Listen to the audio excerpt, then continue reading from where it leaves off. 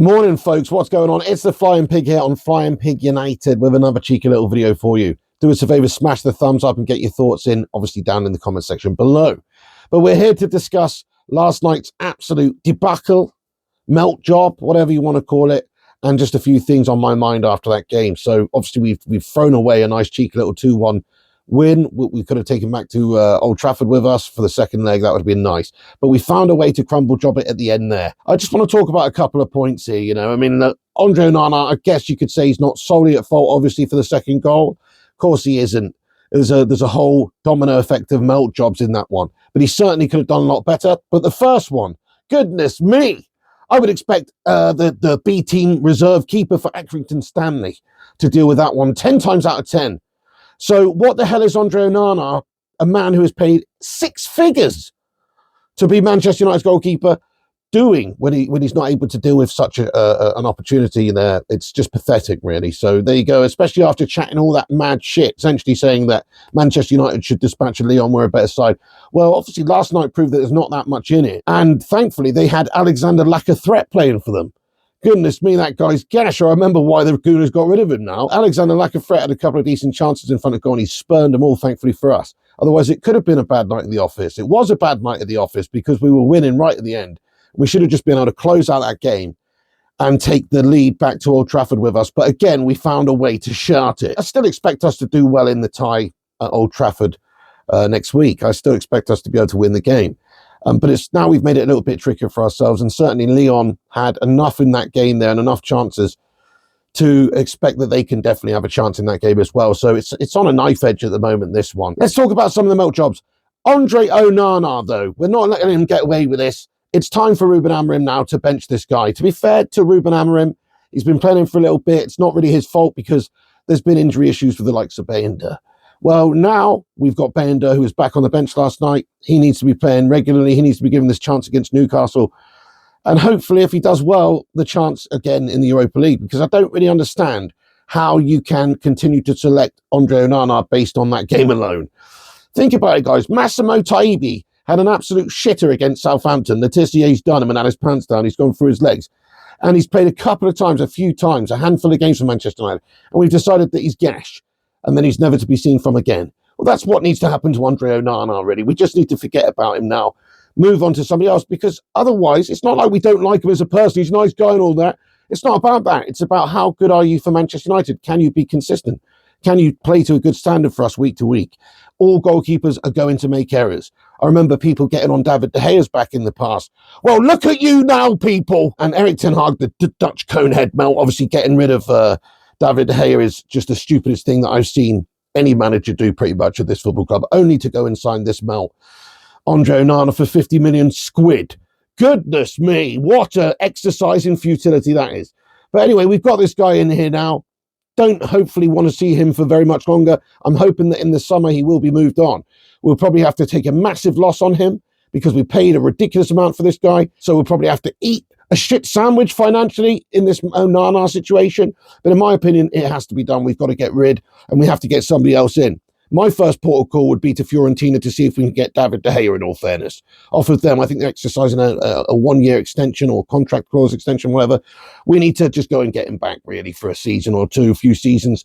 He could definitely do us a good job. We know what he's all about. He's Premier League proven. He's Manchester United proven. He knows this club. He's still doing it to a high level. He's the sort of guy that can just take a year off. He basically had a gap year and then came back and absolutely he's balling out in Fiorentina, you know. He's a good keeper. He's a great shot stopper. Oh, Andre Onana can play out from the back, can he? Can he actually? I don't think he really can to a great high standard. He might be better at that than De Gea, but I don't really give a shit about that. I want to see what you've got in terms of stopping the opposition scoring. That's what it's about, being a goalkeeper, stopping the opposition scoring, making the saves, not flopping over in an absolute heap on the floor like you're made out of flubber, and not being able to stop basic saves, really, like that first one last night against Lyon. There's no excusing that, guys. I'm sorry, but you are a gash goalkeeper if you can't stop a chance like that. And this is just one of many errors that we've seen in recent times that we can't forgive and forget because they're leading to games that we are losing. They're leading to us dropping points. This is a serious issue that we have to address, and the easiest way to address it, really, for Ruben Amorim now, I really hope he does this. I'll be gutted if we see Andre Onana start in the next game, but in the next game against Newcastle on Sunday, is to start Bayender in the nets. Let's just hope that happens, because if that doesn't occur, I'm going to start getting some serious doubts, because I don't understand why this man gets selected in this team if he's just going to continue to make errors. I can understand over the last few months where we've had players out injured and maybe he's been the only real choice. Plus, he's paid a shitload of money, and obviously we're trying to give him some faith to try and kick on and try and be consistent. He seems to follow the same cycle, which is he has a few decent games. We all think, oh, he's looking all right at the moment. He's not actually shat the bed for once. He's had a couple of decent games in a row. Then all of a sudden, the howlers start to come into effect again, and he's costing us games and dropping us points and all sorts of stuff. So as much as it would have been nice if Andre Onana worked out, we've got to be ruthless and get rid of him in this summer and sign a new goalkeeper, maybe sign an old goalkeeper in David De Gea, and get somebody in here who can actually tend goal. Because I'm not even sure if he could tend bar, this guy, to be honest. Is this what a top-level goalkeeper passes for these days? I don't know. Goodness me, it's crazy. Nemanja Matic obviously winning that war of words. Nemanja Matic saying that he doesn't really care what Andre Onana says, because essentially he's one of the worst goalkeepers that Manchester United have ever had. And if you look at some of the other goalkeepers we've had over the years, we have been sort of ruthless in getting them in and getting them out. Bosnich, the cokehead, Roy Carroll, Tim Howard was decent for us, to be fair, but was he top tier? Was he world-class? No. So we have to move him on then and get somebody who is world-class. Because if you want to be a world-class team, you best believe you need a world-class goalkeeper. You need a world-class shot stopper, because those shots stopped are as good as scoring goals. Somebody like David De Gea, we saw that many a time, to be fair, and that's why he was such a legend for us. You don't know what you got till it's gone, really, guys. You know, that old famous song. You pave paradise and you put up a bag of shite, or something like that. You know, I don't know. That's Erik ten Hag's motto anyway. Pave paradise, put up a bag of shite. But that's what he did really with getting rid of David De Gea and bringing in Andre Onana. It is what it is. We've got this guy now, but hopefully only to the summer, and then we can move him on. There's obviously other issues in the team as well. There was some suspect performances out there. I personally thought Garnacho did all right, but his final product was a little bit suspect. But there was one or two occasions where he created some good chances for his teammates. And if the likes of Rasmus Hojlund could actually put them away, then maybe we'd be singing his praises. But because his final product latterly in the game wasn't the best, he's getting a little bit of stick. I think he's a young kid. We need to stick with him. Whether or not, you know, he stays here in the future is another question, but I think we should try and keep our young talents. Mainoo's another one. You know, there's question marks about their futures at this football club, but hopefully, in my opinion, we can keep hold of them and develop them and turn them into great, great players. One player I'm not so sure now is really ever going to turn into a great player, though, but he is still young, is Gasmus Boyland. What's the matter with this Gas job? Goodness me. Some of those chances he had last night, though, inexcusable. The technique on display, the confidence in front of goal, it's just absolutely pathetic in every single way. Thankfully, Zirkzee came on and he had a much more positive effect and scored that goal and just looked better, didn't he? I don't even rate Zirkzee necessarily as an out-and-out striker, but I tell you something, he's definitely more effective and more confident, just better in every way than Rasmus Hojlund right now. Shame about Rasmus Hojlund. His confidence is in the Gasher, and it's all that Dutch conehead's fault once again. To be fair, in Erik ten Hag, stitch up. So there's definitely a couple of big decisions for Ruben Amorim to make. I personally think he's got to drop Hojlund and he's got to drop Onana. If he does start Hojlund and starts Onana, I don't know what he's thinking really, because who in their right mind would start those melt jobs, honestly?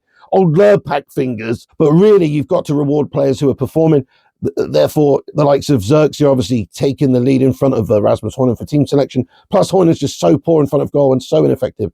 He kind of just deselects himself, doesn't he, and puts himself on the bench. Same goes for Andre Onana, in my opinion. If Bayender is back fit and available at the weekend in Newcastle game, he's got to play. And hopefully Amorim does that. And if he does those two things, all of my faith will still be in Ruben Amorim, because, you know, he can see the things, he can see the problems that I'm seeing, that probably a lot of you guys are seeing, and he can make the necessary adjustments and changes. Because I just do not understand why anybody would continue to select those players. They must be smoking crack if they do. So hopefully Ruben Amorim's not a crackhead, and hopefully he is somebody that understands what can maybe make us a little bit better at this moment in time. Look, Andre Onana's all right, okay, but the thing is that in big games like this, we're talking about big European fixtures. You do not want somebody who so regularly makes errors. Some errors will be made all the time by all players here and there. Consistency is key. And if you're the sort of player that's making a lot of common errors all the time, then you're just going to increase the likelihood that we bottle out of the competition.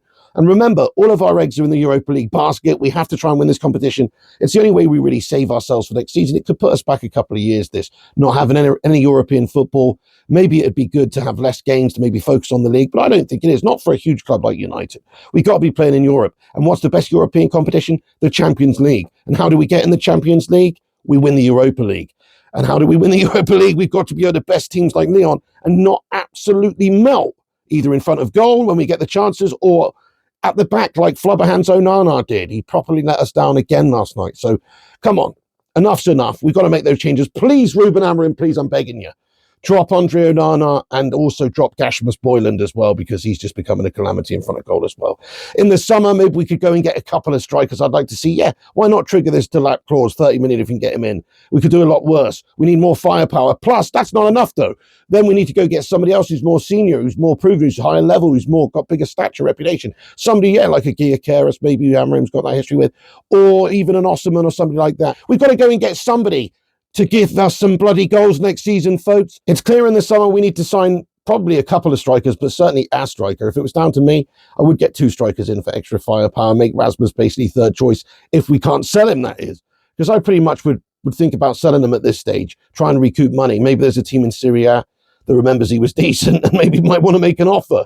Get your thoughts in down below in the comment section, guys. Keep or sell Rasmus Hojlund, because it's got to that stage. I was thinking, obviously he's young, he can still turn it around, players develop at different ages, all the rest of it. But he really looks like an absolute heads-gone merchant in front of goal now for us. Andre, don't even need a poll for him. Don't even need to ask you about Andre, really, because I think most of us have had enough of Andre Onana and his biscuit wrists. They are absolutely crumbly. We need to start thinking about replacing him already for the summer. So hopefully that happens, guys. Transfers in the summer would be nice. We'll keep you up to date with what's going on. But anyway, thanks for watching this video. Just had to get some thoughts off my chest there. Amorim, please drop Onana. Please drop Hojlund for the next game. Gives them chances to others. Zirkzee, Obi, Bayender, these guys, very important that I think we start having faith in these guys and dropping the absolute proven melters who are making these gash-tastic errors. Anyway, guys, that's it. Just my thoughts. Have a great day. This is The Pig. Smash that like button on it. Give us a thumbs up. Give us a follow. Subscribe on YouTube if you're not. Follow us on Insta, Facebook, Twitter, TikTok, Twitch, and kick at Flying Pig United. And get down below in the comments section and let me know your thoughts and maybe some potential replacements for Onana and Hojlund. As I say, I like Gyökeres. I like David De Gea. Have your say down below, and thank you very much for watching. This is The Pig. I'm out of here.